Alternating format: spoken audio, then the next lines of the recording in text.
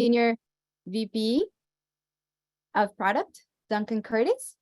I'm also going to be joined by Fred Rattle, Head of AI at Sama, and Victoria, our Account Executive on the Transportation and Robotics Pod.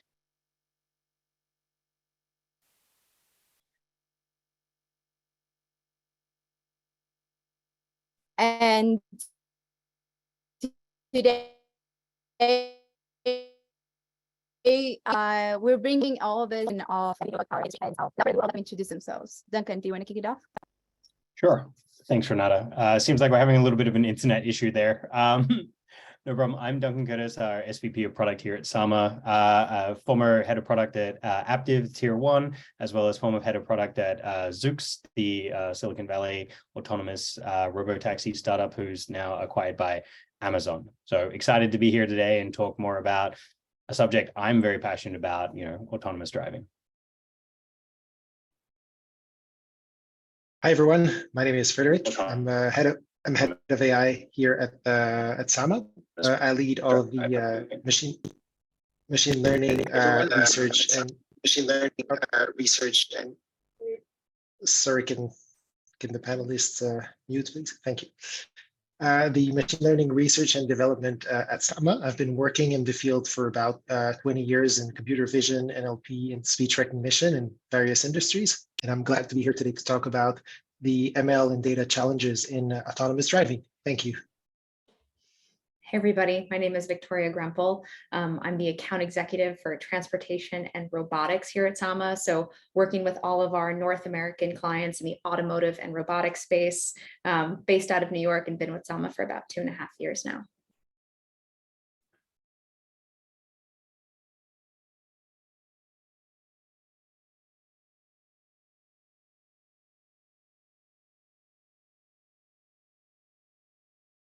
Hey everyone, seems like I'm having some computer problems. It's not even like the internet, it's like bursting in some way. Let me see if I can go to the next slide and shout if my communication is not going like very smoothly. But let's see if this works out either way. So thank you so much for joining us today that we have today, like the current state mostly. Then I'm going to be asking a couple of questions more about like how the things are evolving in the industry. And I'm going to wrap it up with the questions about the future. In terms of the beginning, I will be asking very directly to each of you, my panelists. Questions are directed to your problems and the type of development that you're doing. And then afterwards, I'm going to be more specific about sensors and data. The questions can be answered by anyone. And I'm going to be wrapping up with an open question about the future. Hold on. Sorry, Renata, yeah, it's a little more glitchy, but I'll take over a little bit of it for the moment. Victoria, can you maybe kick us off and talk a little bit about, sort of how you're seeing an overview of self-driving in 2023? Yeah, absolutely. So, I think this year wasn't the kindest to self-driving. I think we've seen a lot in the news, some high-profile Tesla crashes, Apple scaling back their self-driving project, Rivian doing some restructuring yesterday, and Ford really refocusing. So how did we get here? We'll start there. I would say about 5 years ago, anybody that you talked to about self-driving was really excited, and not just about the thought of not having a driver in the front seat, but just the way that self-driving could change the world as we know it in really profound ways. The scale of the promise was really hard to fathom. We were looking at something in the US alone annually, saving over 33,000 lives from accidents, stopping about 1 million injuries, according to the National Institute of Health. saving something to the tune of $870 billion in accident costs, according to NHTSA, which is about 5% of the GDP. Huge, right? We're also looking at 50 billion hours, which is about $1 trillion of productivity unleashed, about 8% of the GDP. That means people who are not focused on driving could be working or doing more productive things. And I can go into the billions of gallons of gasoline solved and the millions of parking spots opened up in very busy cities, kind of like the one behind me here in New York, right? And these are huge numbers, huge numbers. And a lot of people thought that self-driving was really around the corner, especially the Twitter guy, right? But anyway, as a result, we've had this huge investment in the space. Bloomberg came out with an article a couple of months ago that over $100 billion has really been poured into this industry. And that's not even counting, the LiDAR companies or other companies that have popped up to really support this development. But as we all know here, the problem turned out to be much more difficult to solve because you cannot simply scale the technology to reach full L5 autonomy, right? So the general consensus now is that you need a completely novel architecture to achieve autonomy everywhere, for a car to be able to drive everywhere and anywhere in any condition.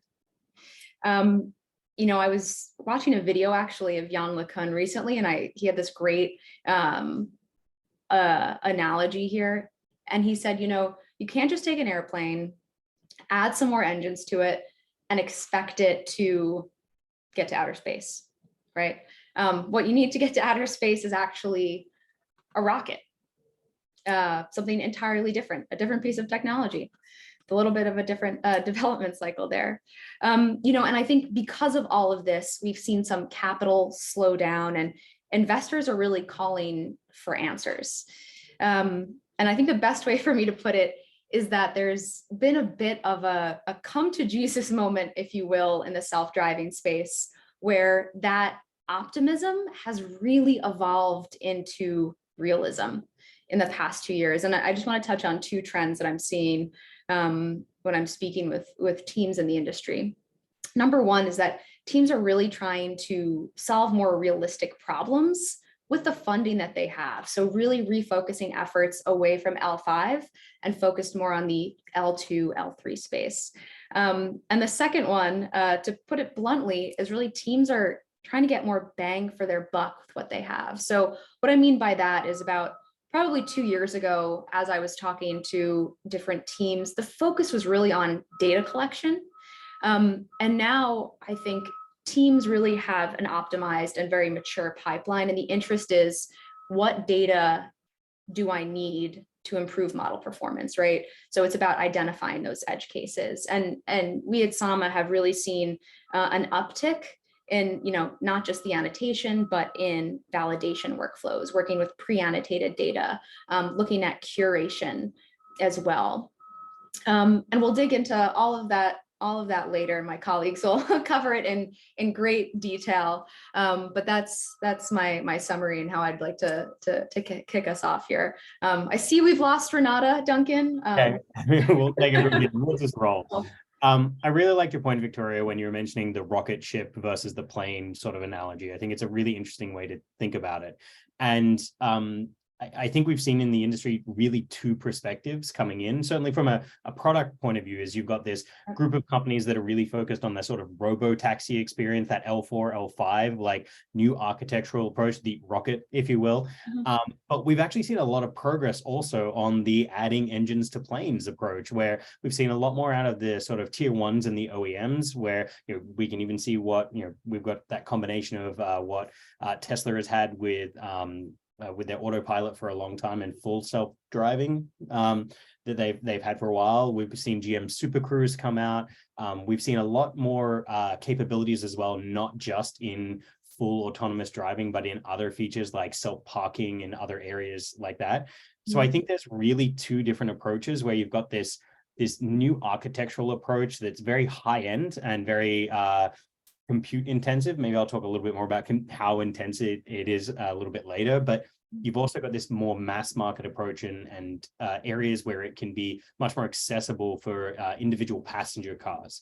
And we're seeing a lot of progress there as companies are pushing that boundary level further, as they're like, great, we're seeing also regulation catching up on that front, where, looking at, AEB systems, so that, all vehicles coming out in different parts of the world are going to have different safety regulations that are going to include some of these elements that you'd say are on this journey towards complete autonomous driving.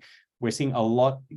One of the interesting things you mentioned about these sort of environments around the companies actually doing the self-driving, such as the LiDAR providers, the radar, the sensor suites, is that the robotaxis are really taking that very high-end approach, where you've got a lot of compute power, many, many different sensors, full 360-degree, multi-overlapping coverage, multimodal at the same time. We're still seeing some interesting edge cases in different areas and sensor configurations there.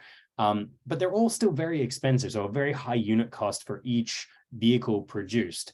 But then you look at, say, what you're seeing on the OEM side, and the companies that provide the capabilities for them, is that it's much more about how do we make this affordable and accessible, at least making steps towards that journey. Now, whether the OEMs and those supporting it can actually make that leap, can you put enough engines on a plane? Can you add a scramjet? Maybe you can get to low Earth orbit.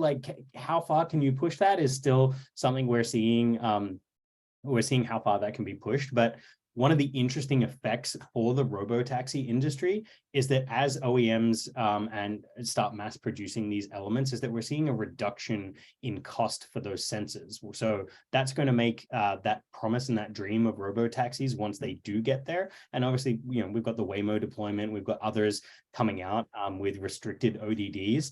But once we really start seeing fleet sizes coming around, is that the economics for them are going to be much better than it is currently, thanks to that OEM push and that mass adoption. So that's kind of what we're seeing on those sides, with obviously the massive compute requirements, expensive and awesome compute with the NVIDIAs and other areas like that on the robotaxi side, whereas we're still seeing that on the OEM side, much more of the more common silicon providers, sort of like your Qualcomms and your Samsungs, really sort of, and your TIs playing in that space as they're building up their portfolio and capabilities. But Fred, we've talked about some market trends, some product perspectives. Do you want to maybe talk a little bit more about what you're seeing from an ML engineering perspective in the market? Absolutely. Thanks, Duncan. So there really are multiple research problems that need to be solved concurrently to bring autonomous driving to the next level.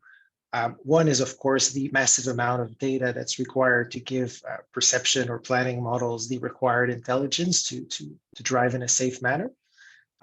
We've seen this being mitigated by simulation, by synthetic data, and these techniques have shortened a lot the model development cycles and allowed for shorter iterations. Some companies are even competing on the quality of the simulator that they have, and this is great. However, it brings about other challenges. One is, for example, the domain gap between synthetic and real. So you need to apply some domain adaptation techniques in order to make the model aware of what the real world looks like, what the diversity of object and scenes look like in the real world. So you still need some labeled data there to make your model more robust to real world conditions, even though the synthetic data is useful for those fast iterations. Staying on that domain adaptation techniques, we also have a problem of real-to-real domain adaptation. For example, you may be developing your model in San Francisco, and then you're trying to apply it to winter driving in Montreal. And of course, that's very challenging. So how do you scale those scenarios, those real-to-real kind of mappings without needing massive amounts of data? This is a huge challenge because the world is just very diverse. About the edge cases, also, this is something a simulation cannot capture. Otherwise, we just wouldn't be building ML models in the first place. So there's a long tail of scenes, a long tail of objects that are very hard to capture. So models need to be robust to things they've never seen. They need to be able to say, hey, I'm not sure of what it is that I'm seeing here, but I think it's something that I should pay attention to. And this is a hard problem in machine learning, because very often when you look at things like model uncertainty, it represents the uncertainty that underlies the data that you've collected, but the model isn't very good at saying, I don't think I know what this is. I think I may be wrong. So modeling this epistemic uncertainty, if you will, is a difficult challenge. And finally, there's a big kind of field of research in reinforcement learning because you may have a really good perception model, you have some planning models, but there's a lot of actions that are possible, and the actors in the real world can be unpredictable. So how do you predict the best course of action to maximize safety? This is a huge field of research in reinforcement learning, which has been gaining some traction. Awesome. Renata, welcome back. Thank you so much. I am so sorry for the technical issues. My computer just crashed. I think it was overheated because it was a little bit too hot in here. Okay, so I think, Duncan, is it my time to ask you a question now? Because I think you did. Yeah, go for it. All right. So in terms of product development, where do you think that we are in today in the AV industry? I'm particularly interested about your experience and like the different companies that you're working on today. So I'm pretty sure you're going to have a really good answer for the current state. Sure. Yeah. So we covered this a little bit before with sort of the robo-taxi versus the OEM approach there. But I'd say let's double down on that question related to what Fred's been talking about in terms of that real world data versus, say, simulation. Is that's been one of the areas where it's always been a struggle in the AV industry, is how much can you simulate and how real is your simulation? There's some interesting trends we've also seen around regulatory groups that are and industry groups that are talking about data sharing and trying to come up with a list of complete scenarios so that we can have data sharing in a way that safety isn't, say, an area that people compete on, but it's an area that we can get to an industry standard on so that consumers can have more confidence in the end products. That's been a really interesting trend that comes along with the regulatory environment there. But to Fred's point is that simulation is amazing, and I think it's a really great set of technologies, and we're seeing more and more of it. And someone asked me, like, well, what happens when you have amazing simulators? Aren't they going to be all of the data that you need? And especially with Sama playing such a key role in the validation aspect, is that even if we're talking about real world data only being 5 to 10% of the data, in simulation with combinatoric simulations and ways that you can simulate many different scenarios very quickly, is that even 5 or 10% of the data is still a huge amount of data. And I really liked where Fred was going with models not being sure where they're not performing. In that OEM, sort of from a product perspective, in that OEM environment where you're going into passenger cars, you do have those events like driver takeovers, where you can then have a human actually look at the results and say, hey, why did this fail? Like, what happened about this? And really give that feedback loop to the ML team so that they can actually work on getting that solution and finding, like, do we need more data? Do we need more? Do we need to be able to capture this? Versus when you've also got just like a robo-taxi scenario where you may have say, calling in your teleoperations team if the vehicle is paused, so that you can actually manage that particular scenario immediately, but then also learn from it in the future. And I think it's also from a product perspective is that you really have to think about the end user experience. If you've got a, say, slow event or a takeover event, one in every, say, 10,000 miles, if you own a passenger car and every 10,000 miles you need to, the vehicle has come to a safe stop and you need to take over and get around something, that's really not a terrible experience. But if you have a fleet of, 10,000 vehicles, that means that every mile, if you're going 60 miles an hour on average, that would be every minute, or 30 miles an average every 2 minutes, a user is having that experience. And so it creates a different sort of product and user experience case there. Great, thank you so much. We do have some questions in, and I'm gonna just grab them as I see fit. And I think this does have a sense with what you're talking right now, Duncan, especially in the product side of the development. It's about safety. So the question is, how do you incorporate ISO 26262 functional safety requirements in your products and algorithms? You can go ahead.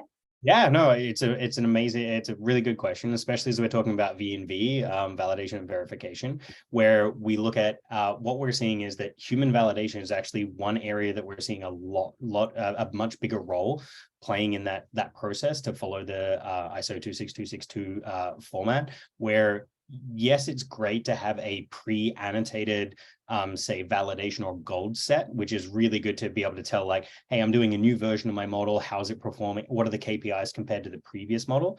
The one thing it can miss though is that when you're looking at the results of that of the model's predictions, is that you need to have that semantic understanding of what is it missing and what is it actually finding. So what is missing is probably pretty easy because you've got that list of, hey, this was all the vehicles in my set and this is the percentage of detection on vehicles versus pedestrians.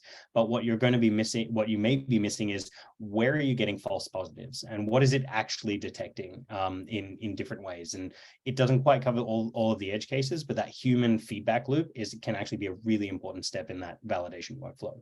And that's only once you've got a model made, let alone in that development phase, as you're seeing. Thank you. Thank you so much for answering that live. Okay, so let's move in talking about the evolving space. And I'm going to ask a couple of questions about sensors, and then we're going to move into more data-related questions.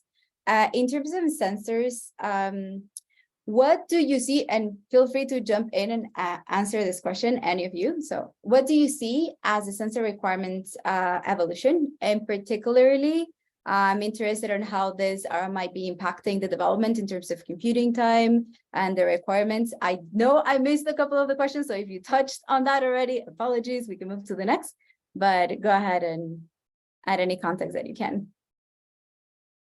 Fred, do you want to take this initially? Sure. Well, I can talk a little bit about the context and the ML setup, and then we can dive a little bit more into the product aspect. But if we look at the just the ML perspective, there's a variety of course, of sensors that are available. A lot of the ML literature is mostly concerned with LiDAR and images. Radar, not so much. It doesn't really occupy a lot of research space, which is, I think it should occupy a bigger space personally. Some companies have banked on a purely computer vision based approach. I think there are two main arguments behind that. One is, the setup is simpler, the hardware is cheaper, and some people will say, oh, humans use two cameras, so machines should be able to do that. However, I mean, human drivers are really good at interpreting scene scenarios based on all of our knowledge, which machines cannot do so. So I think the computer vision approach requires a lot more data to just get started. Simply because you need to expose your model to a lot more information to get the same level that you would get with LiDAR or even radar. So I think it's better to complement this with 3D information that's provided with other sensors. Radar is cheaper than LiDAR, but it tends to bring some complementary information. If you have adverse weather conditions, if you have snow, if you have fog, radar can be very useful, even though the resolution isn't as good as LiDAR. And LiDAR, of course, has a much higher resolution, but there's a cost aspect to it in terms of the hardware. Of course, the cost has been decreasing, so it's increasingly appealing to use that sensor. I do think using a combination of those is something that's promising, and we've seen all kinds of setups in our experience. However, with combination of sensors come other problems like sensor alignment, sensor calibration. There's a great deal of work that goes into calibration, and teams will often get bogged down into this calibration effort. So I would say it's also important to consider the minimum amount of sensors that can solve the problem you're trying to solve, because an additional sensor will bring more information, but it will also add a lot of complexity to the existing stack. Fred, I have a funny story, like to your talking about LiDAR, but when I was at CES, I was like sitting outside eating my lunch. About every 3 minutes, I would hear the tires screech, and I looked over my shoulder, and Luminar had this outdoor setup where they had the Luminar car, obviously outfitted with LiDAR, next to a Tesla. And they put a mannequin of a child in front of both cars to prove that, you know, the Luminar vehicle was able to detect the child and then stop the car versus the Tesla just running right over it. So I think that was an example of, you know, a very blunt example of the belief in LiDAR and how it should be in cars. So just a tidbit there. I'm gonna replay my same message where I talk about, you know, the sort of more passenger car experience versus robo taxis. Even to Fred's point about calibration, is there's some amazing things you can do with calibration with enough compute. The number of sensor types that you can have and process in real time, despite the complexity you can add, is that great. If you've got like a giant compute setup, you've got both the power to run it and the raw horsepower, it can be amazing. Even from a calibration perspective, the advantage of, say, robo taxis being able to be recalibrated nightly, or if they become uncalibrated, being able to drop out of a fleet situation is a really useful option. You can even, with enough compute, calibrate sensor changes on the fly if you want to do the math and do the detections for like, hey, there's that tree in this sensor and this sensor and this sensor. Great. This is the new calibration for that sensor temporarily. Whereas we've got the other side where we're seeing more from the passenger car experience, where you've got you're putting this in someone's hands for a extended period of time. This could be years. And so there's going to be an open question around how do you manage degradation over a period of time, not just from performance of, say, a compute or a particular sensor, but also from a calibration perspective. And that's going to be a really interesting challenge for that industry as they move forward. I do want to answer, there was a question in the chat about nighttime driving being difficult and how does that relate to, say, sensor suites. So there's been some really interesting developments. There's some, each sensor type has different capabilities and strengths and weaknesses. Obviously, radar and LiDAR don't care whether it's night or day, but for RGB cameras, it can be a problem. There are some very high-end RGB cameras that are absolutely amazing at night, but there are also sensors like infrared sensors, which we've seen some of the companies in the space actually considering, do we want to add an infrared or something, or a night vision type camera for nighttime driving? So there was a question around, is it really an edge case? And it depends on how you're deploying. We've seen a lot of ODD restrictions, which means operational design domain, which means where and when can the autonomy actually be rolled out and be used, whether that's in a passenger car or in a robo-taxi fleet. And so what we're seeing there is it's not really an edge case, it's a type of driving that you would enable or not have enabled.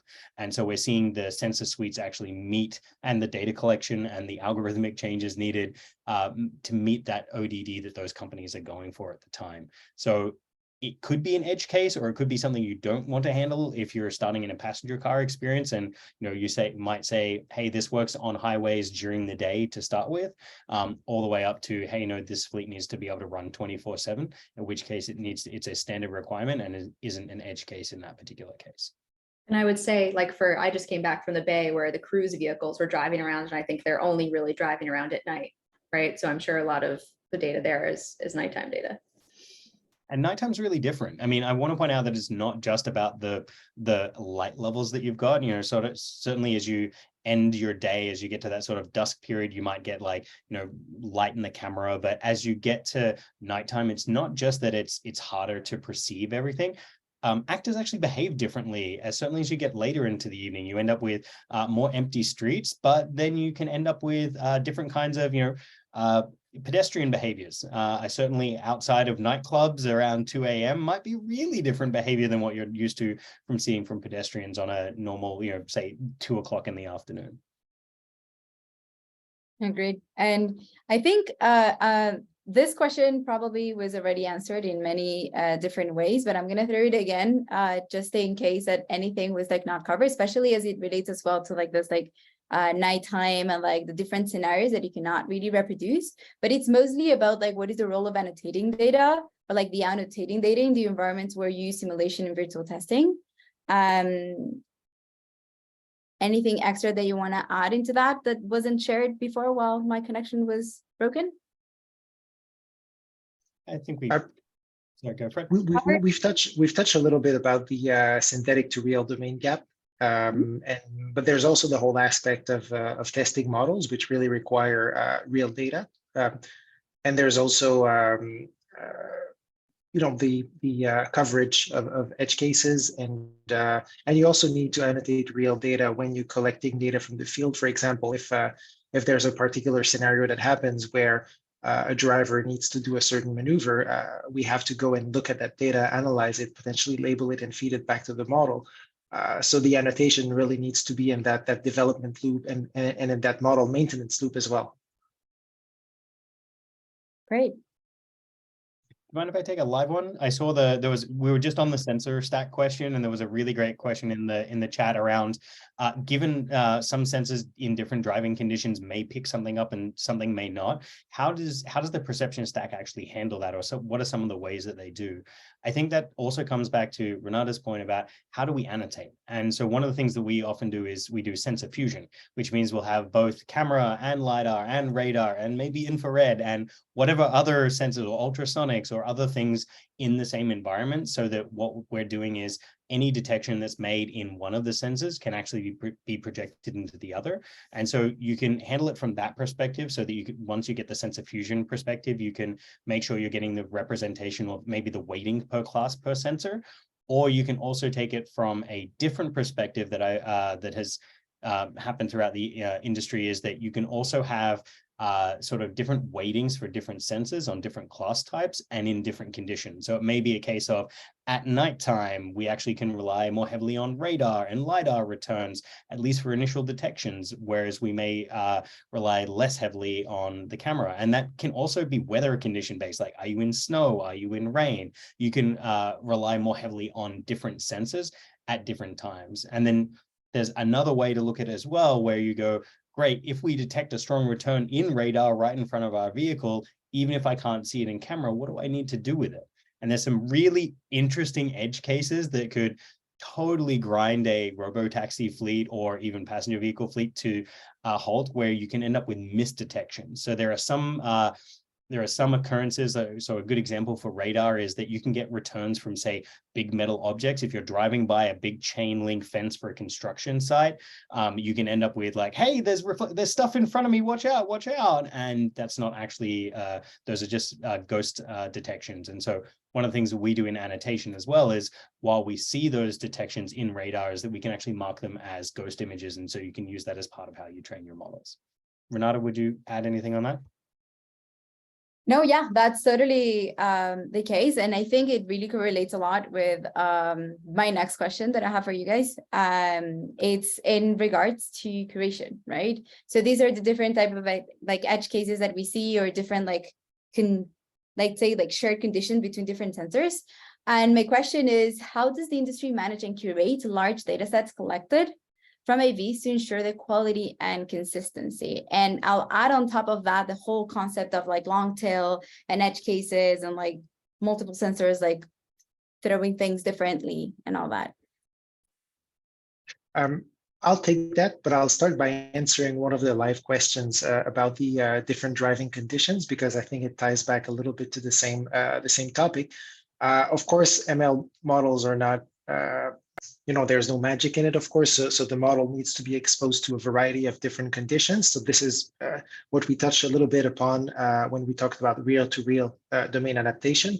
Of course, it's very costly to capture and label data for all possible combination of scene, weather condition, context, objects. There's a huge combinatorial explosion. So this is where simulation can also help a little bit. There's been a lot of work, for example, on using different types of generative models to take a scene and then transform it in various conditions. For example, you take a scene in, say, any city in California, for example, and you apply a model like a GAN, for example, to make it a rainy scene or to make it a snowy scene, etc., so that the model is exposed to a more balanced ratio of the different types of scenarios. So it's a combination of simulation and just real data capture. And tying back into the data curation aspect, of course, we're capturing a massive amount of data. Now, we cannot possibly humanly annotate all of it. So of course, people will tend to sample some data randomly or semi-randomly to just feed the model continuously and to also test the quality of the model that's currently being used. But you also need to focus your resources on the data that helps your model.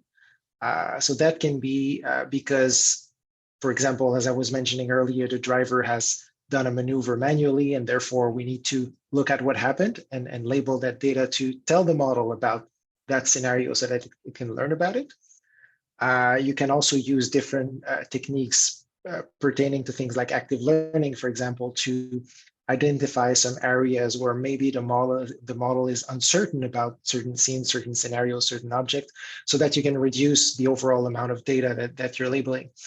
So this is something else that you can do. And yeah, in order to ensure quality, consistency, it's really important to assemble a representative test set that is made up primarily of data from the field, from the real world. We had a great follow-on question. Dave in the chat actually asked about, to expand on the comment, is that training versus validation for a training set, yes, high curation and highly accurate annotation is really needed. But if you've got a fleet of vehicles, even one vehicle can capture 10 to 40 terabytes a day. How do you sift through that amount of data to see what should either be tested, reviewed, validated, or looked at? And so just from a SAMA perspective, one of the things we also do with our curation offering is that we also look at different ways to pre-sift through data to look for areas that we should be investigating and validating in collaboration with our partners. So to Fred's point, we might want to actually look at, a variation of data. So we want to make sure that the data that's going to be looked at has a combination of the data captured. So if you've got a vehicle going 24 hours a day or a fleet going 24 hours a day, we want to make sure that we capture a good representation of random sample of the night data, some of the snow data, rain data, morning data, maybe that change between morning sunrise versus sunset, and try to capture some of those. We can also run early detection models where we can look at some of the density of objects that we're seeing in there, like high levels of pedestrians in the image, high levels of vehicles in the image.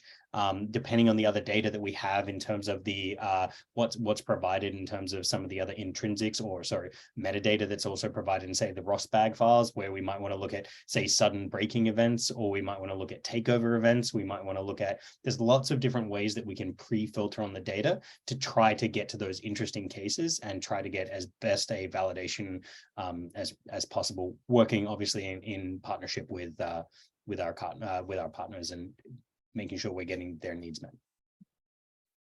There's also a comment rather than a question, but I'm going to address that as a question because I think it relates to a lot of the things that you're talking about, especially right now. You're talking about curation before, but the comment is like, at nighttime outside clubs, I'll probably classify pedestrians as the highest vulnerable road users. Stay clear. I think that's hilarious in a way, because if you think about the taxonomy and the different requirements that you have, you'll just have a set of them, right?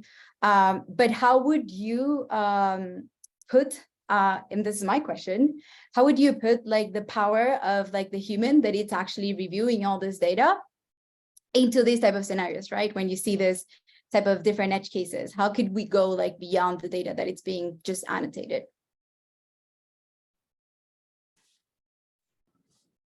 Well, I think this is where the whole human in the loop type of approach is super useful in terms of having a human review at random and in an actively sampled way, different scenarios, and identify things of interest.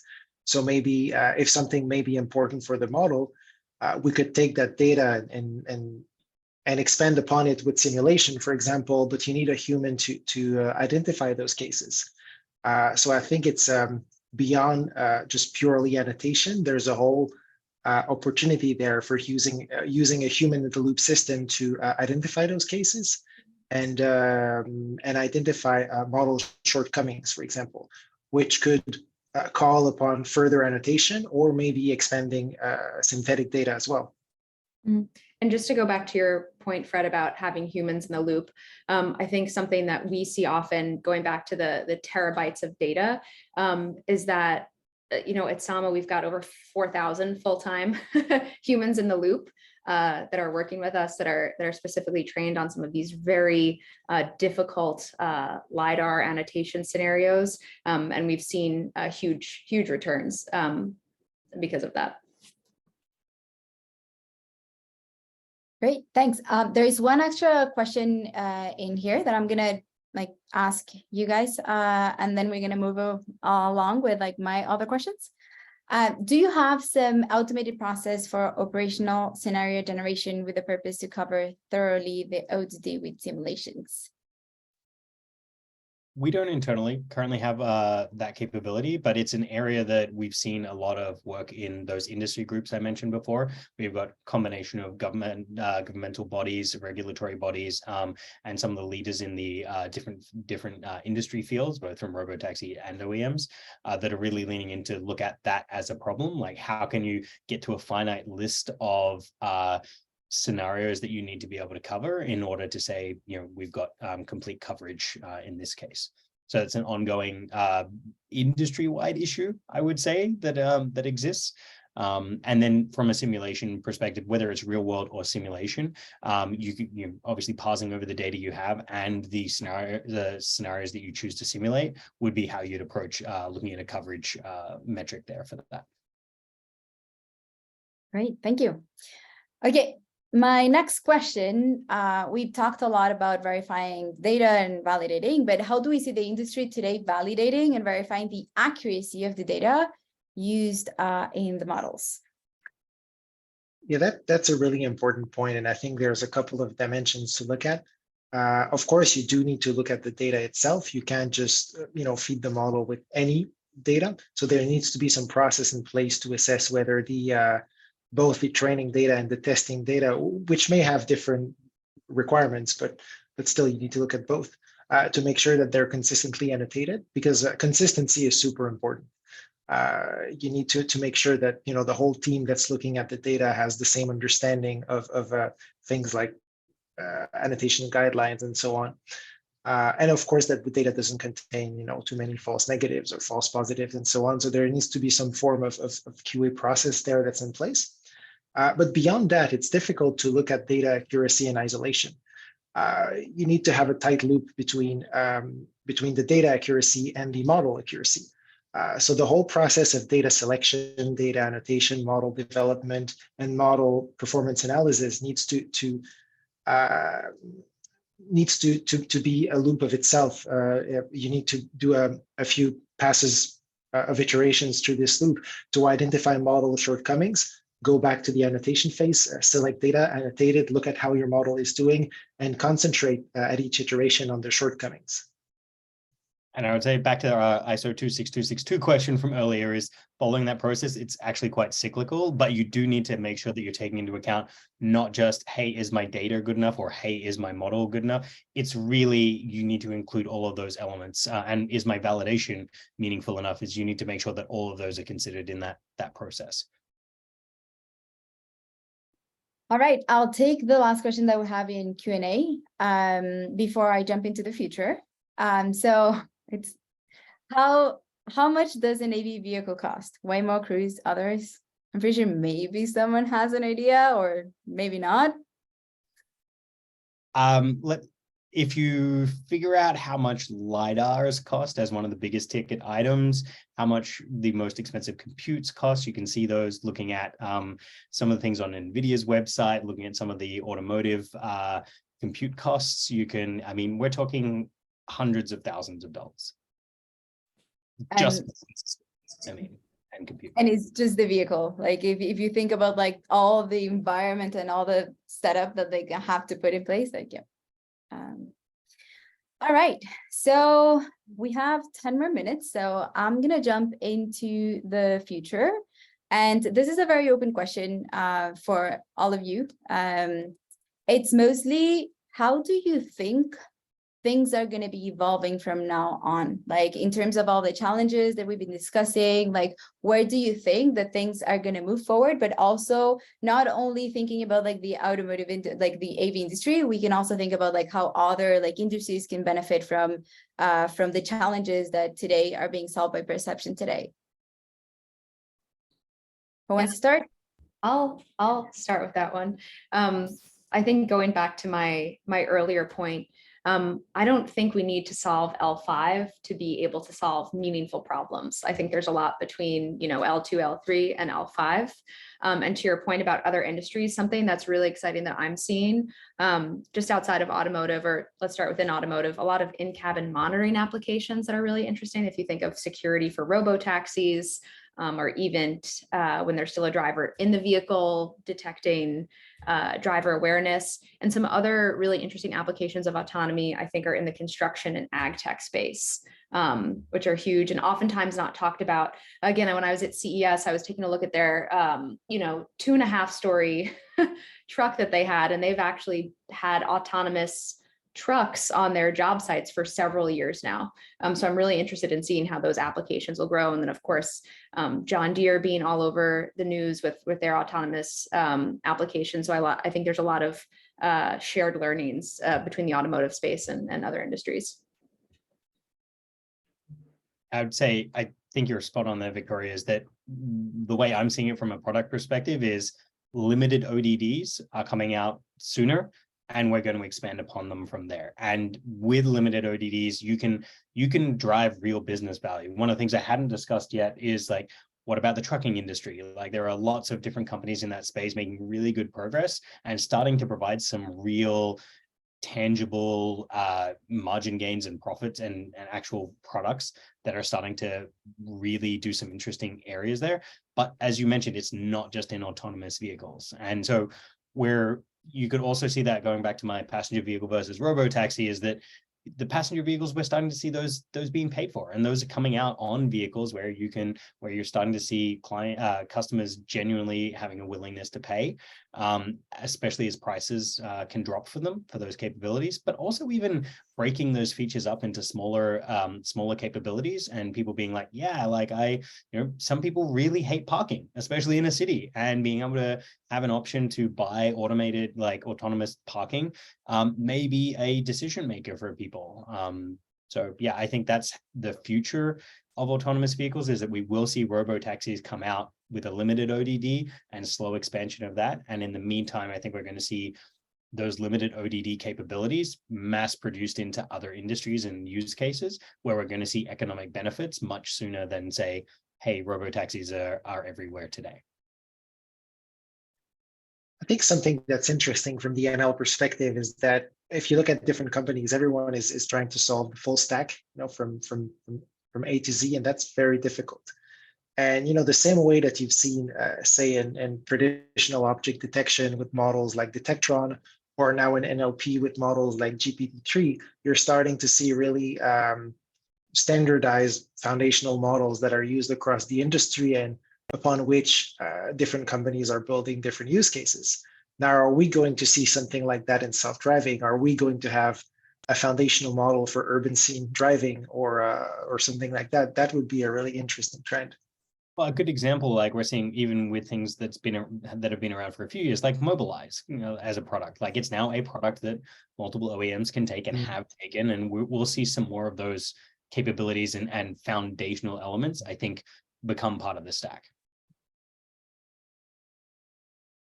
I mean, biting my tongue here to not comment that much, but I can definitely add on top of that, in a way, like the industry has been advancing so much that like people and partners and like other like companies are evolving surrounding it, right? And in a way, like the way that like we are evolving, like especially like at Sama, it's we are specializing in the specific problems that like the industry is having, but also thinking everything with like this like bird's eye views, like how are we going to be helping like other industries to solve similar problems in the future as well. So tackling all of these different use cases for anyone that would need to solve like perception problems, or at least like that's my point of view when I'm doing when we're doing product development.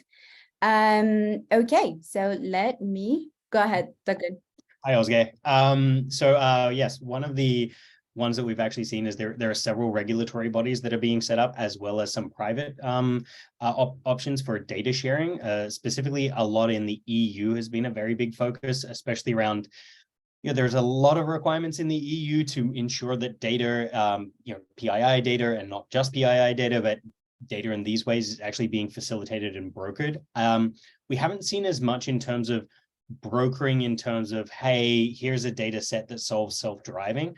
Probably more data sets in terms of these are the scenarios or even real world examples of those safety critical scenarios that need to be solved for. But that I've seen a very strong push that the data you have, if you can get the right data and to train your models on, and you've got the right data set, that's a really big competitive advantage. So I really don't see the entire industry sharing full data sets, more the safety critical elements themselves. And it really comes back to that when you've got your own data is the quality of what you've got.